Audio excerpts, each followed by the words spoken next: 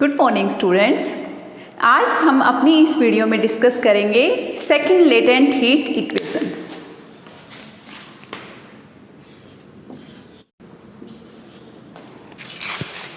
अपनी previous video में हमने डिस्कस किया था फर्स्ट लेटेंट हीट इक्वेशन, और जो हमारी फर्स्ट लेटेंट हीट इक्वेशन थी वो क्या थी?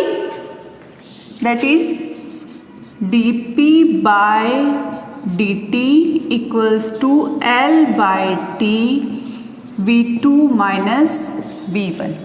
यहाँ पे V1 initial volume of the substance, V2 final volume of the substance, T temperature of the substance, L जो लेटेंट हीट सब्सटेंस ने एब्जॉर्ब की थी फेज चेंज करने के लिए, and P pressure and T again temperature. और इस first latent heat equation से हमने क्या एनालाइज किया था कि जैसे जैसे प्रेशर चेंज करते हैं उसके साथ साथ मटेरियल का मेल्टिंग पॉइंट या बॉइलिंग पॉइंट कैसे चेंज होता है। So this is our first latent heat equation.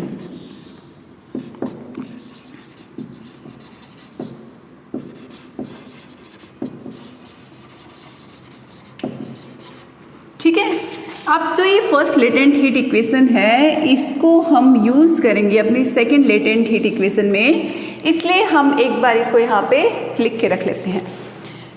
अब हम स्टार्ट करते हैं अपना derivation second latent heat equation के लिए। तो सेकंड लेटेंट हीट इक्वेशन के लिए अगेन हमें एक पीवी डायग्राम की रिक्वायरमेंट है, तो हमने यहाँ पे प्लॉट किया पीवी डायग्राम। P मतलब प्रेशर जो कि y एक्सिस के अलोंग है एंड वॉल्यूम x एक्सिस के अलोंग है। अब इस पीवी डायग्राम पे हम प्लॉट करेंगे आइसोथर्मल यूनिट सब्सटेंस के करस्पॉन्डिंग। अगर हम एक आइसोथर्मल प्लॉट करें इस पीवी डायग्राम पे तो वो हमें कुछ ऐसा मिलता है।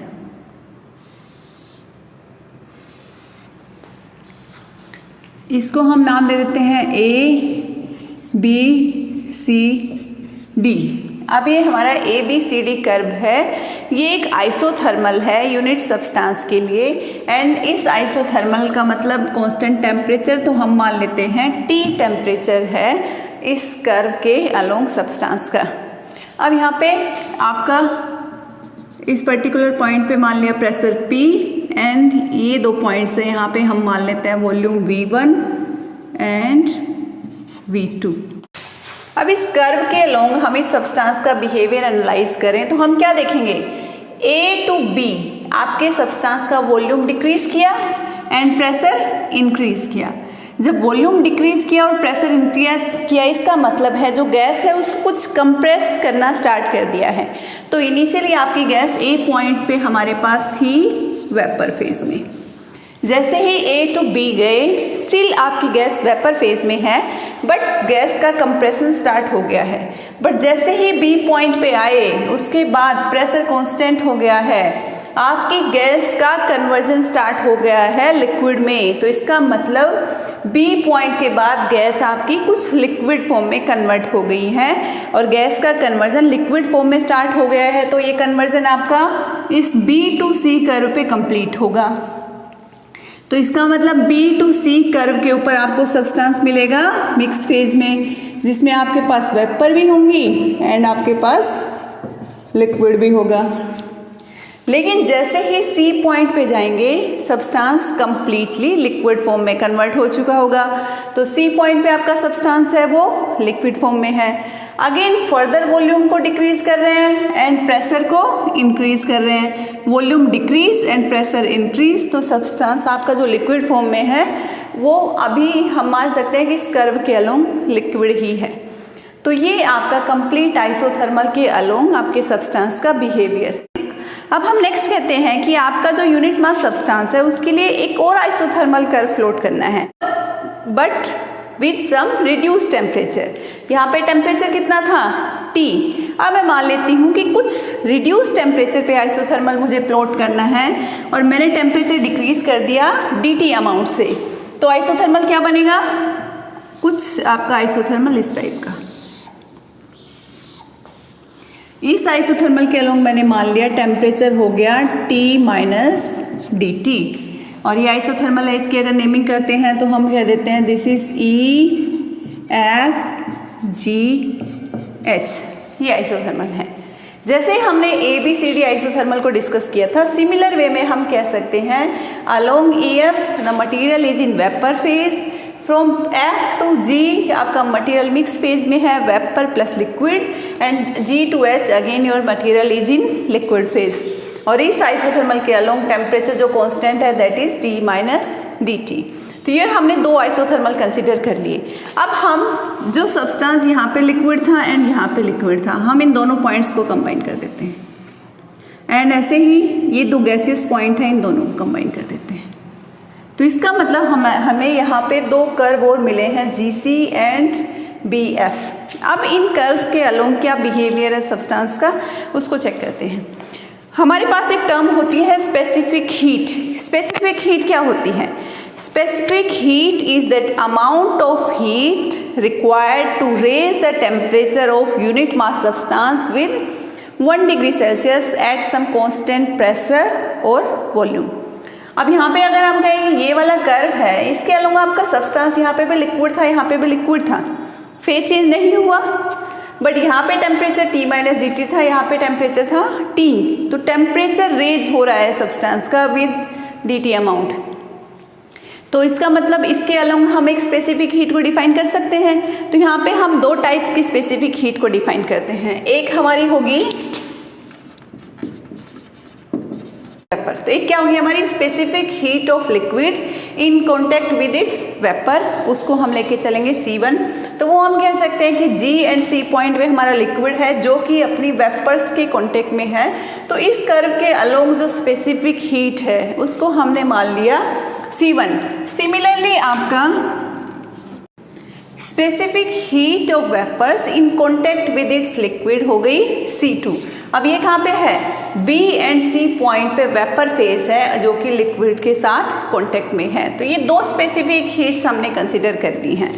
अब हम देखते हैं कि जो हमारा ये कर्व है, इस कर्व के अलोंग या फिर ये जो क्लोज लूप है GCBFG, इस क्लोज लूप के अलोंग आपका जो सब्सटेंस है उसने कितनी हीट अब्जॉर्ब की या फिर लूज की।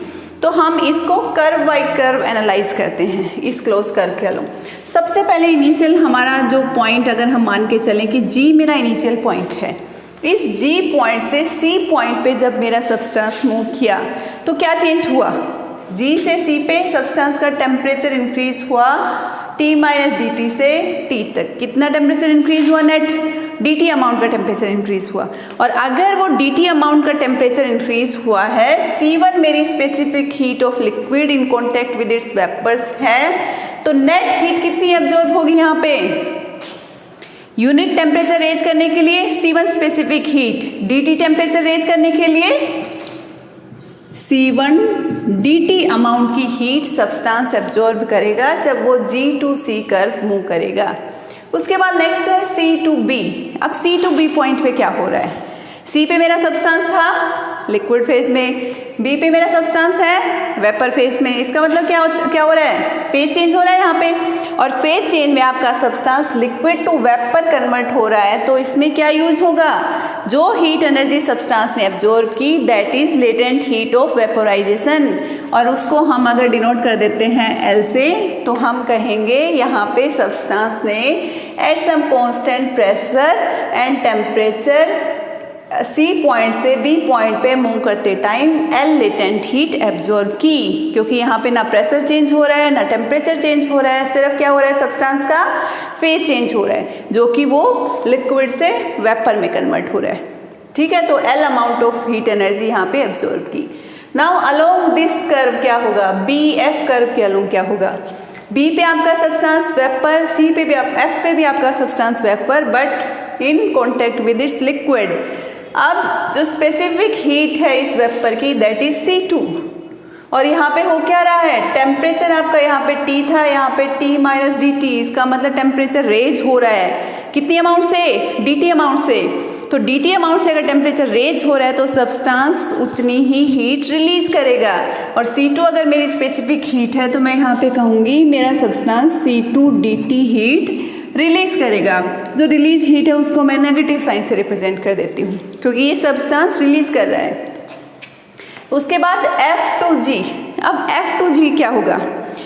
F to G का मतलब this is isothermal compression. Again pressure same है, टेम्परेचर सेम है, बट सब्सटेंस यहाँ पे क्या था, वेपर फॉर्म में, यहाँ पे क्या है, लिक्विड फॉर्म में। इसका मतलब ये आपका वेपोराइजेशन से अपोजिट इफेक्ट है कि सब्सटेंस यहाँ पे फेज चेंज कर रहा है, but from vapour to liquid. और वेपर से लिक्विड में अगर फेज चेंज होगा तो उस केस में क्या होता है, सब्सटेंस कुछ हीट एनर्जी रिलीज करेगा, ना कि गेन करेगा। तो अगर सब्सटेंस रिलीज कर रहा है हीट एनर्जी, तो कितनी हीट एनर्जी रिलीज कर रहा है, यहाँ पे हम लेके चलेंगे कि जो सब्सटेंस हीट एनर्जी रिलीज कर रहा है उसका आप कह सकते हैं L माइनस DL, कि L आपके सब्सटेंस ने यहाँ पे एब्जॉर्ब की थी, कुछ वर्क डन किया, and L minus DL heat energy यहाँ पे रिलीज कर दी। ठीक है, इसको थोड़ा सा और बेटर आइडिया लेने के लिए आप हमारी प्रीवियस जो वीडियो है उसको देख सकते हैं, जिसमें कि हमने इसको कंप्लीट एक कार्नोट साइकिल की टर्म में डिस्कस किया था। तो अब हमने इसमें क्या देखा, again this L minus DL heat energy क्या की जा रही है, सब्सटेंस रिलीज कर रहा है, रिलीज कर रहा है, तो इसको भी मैं यहाँ पे नेगेटिव साइन से दिखा देती हूँ।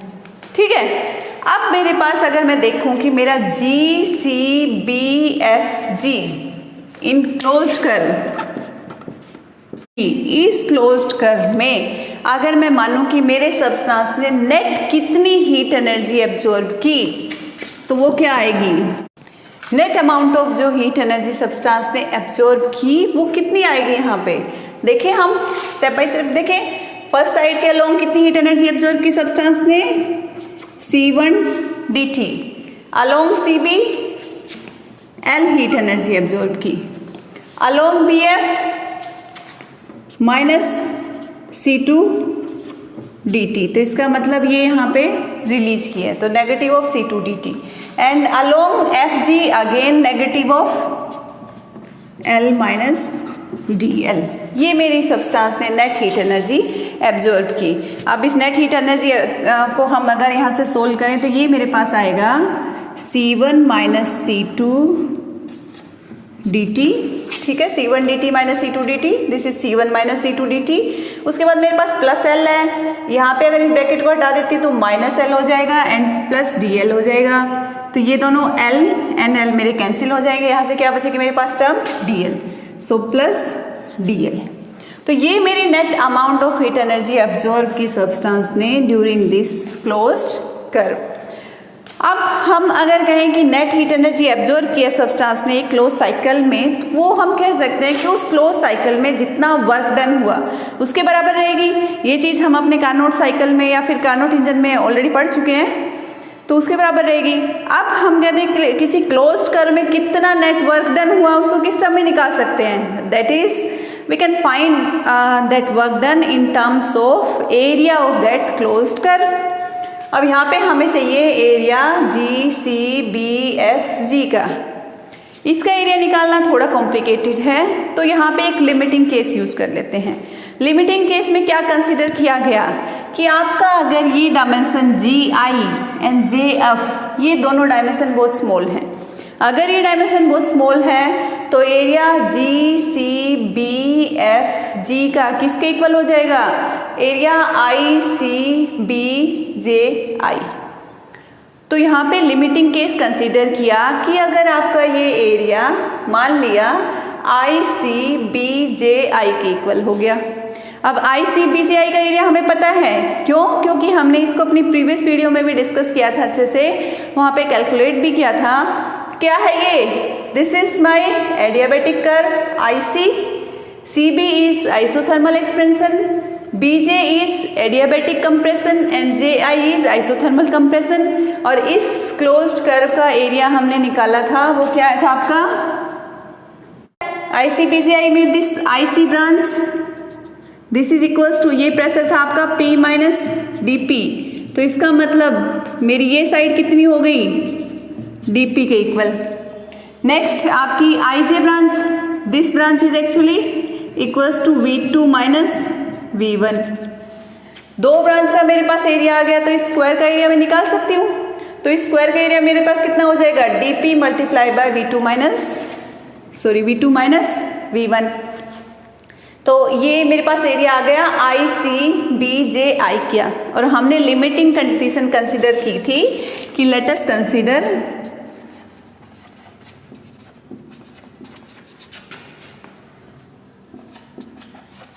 Area of A I. ठीक है, ये एरिया हमारे पास है, तो ये एरिया भी किसके इक्वल आ जाएगा, हम कह सकते हैं this area equals to D P multiply by V2 minus V1। ये आ गया हमारे पास। और ये क्या है, ये एरिया है इस क्लोज कर्व का, और क्लोज कर्व का एरिया किसके इक्वल होता है, that is equals to net amount of work done by the substance in that close cycle. तो वर्क डन के बराबर होता है, और जो वर्क डन है वो किसके इक्वल होगा, net amount of heat energy substance ने एब्जॉर्ब की उसके बराबर। इसका मतलब इक्वेशन 1 एंड इक्वेशन 2 दोनों आपकी इक्वल होंगी। अब जो इक्वेशन 2 है उसकी वैल्यू हम यहाँ से यूज़ कर लेते हैं। यहाँ पे देखो हमारे पास dp v2 माइनस v1 की वैल्यू यहाँ से मुझे क्या मिलेगी, dp v2 माइनस v1 की वैल्यू यहाँ से मुझे मिलेगी dt by t into L. इस इक्वेशन को मैं यहाँ पे यूज़ करूँ, 1 एंड 2 से क्या हो जाएंगे, ये दोनों पार्ट मेरे इक्वल हो जाएंगे, means c1 minus c2 dt plus dl equals to dp v2 minus v1। और अब इस dp v2 माइनस v1 की वैल्यू मैं फर्स्ट लेटेंट हीट इक्वेशन से यहाँ पे सब्स्टिट्यूट करूँगी, तो ये मेरा किसके इक्वल हो जाएगा, c1 minus c2 dt plus dl equals to dt by t into L. ये आ गया। अब इसका मतलब मेरे पास इक्वेशन आ गई c1 minus c2 dt plus dl equals to dt by t into L. Okay, अब इसमें थोड़ा एडजस्टमेंट कर देते हैं, हम dl को राइट हैंड साइड लेके जाते हैं, तो ये हो जाएगा c1 minus c2 dt equals to dt by t into L minus dl। dt को अगर मैं डिवाइड करूँ यहाँ पे तो मेरे पास आएगा L by dt। Negative sign common लेते हैं लेफ्ट हैंड साइड में, राइट हैंड साइड में, तो यहाँ से मुझे मिलेगा c2 minus c1 equals to dl by dt minus L by t। So this is my equation. ये आ गई हमारी सेकेंड लेटेंट हीट इक्वेशन। जो सेकेंड लेटेंट हीट इक्वेशन में हम उसमें देख सकते हैं लेटेंट हीट का rate of change with respect to temperature and specific heats का कोरिलेशन इनके साथ यहाँ पे इंक्लूड किया गया है। तो ये हमारी सेकेंड लेटेंट हीट इक्वेशन है।